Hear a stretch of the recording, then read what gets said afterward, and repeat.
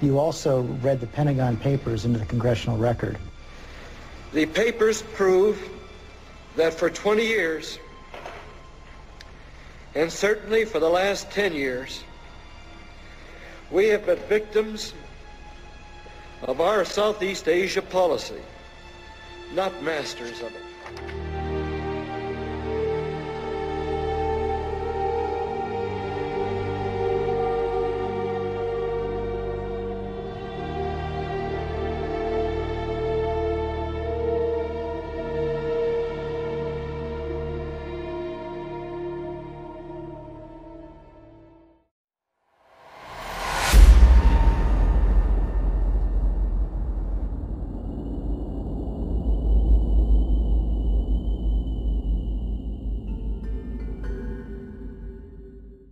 If you were a senator right now, what advice would you give your colleagues still in Congress about how they can stop the war, even though they don't have enough votes to stop a debate or to override a veto? What should they do?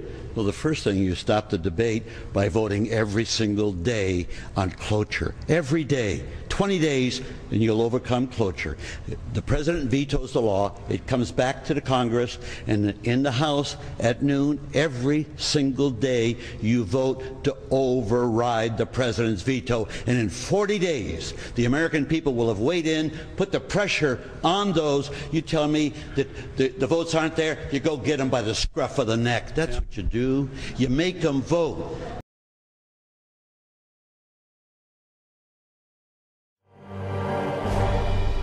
Senator, are you suggesting that these candidates suspend their campaigns, go back to Washington, and for 40 consecutive days vote on the war?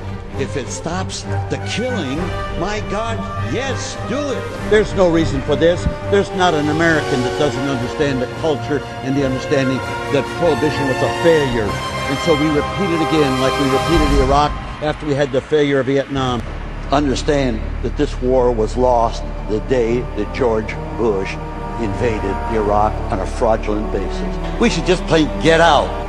What did all these people die for? I'm watching your head. You're nodding on all the programs. You've heard it 10 years ago. You've heard it 20 years ago. Why doesn't it change? What are they dying for right now in Iraq every single day?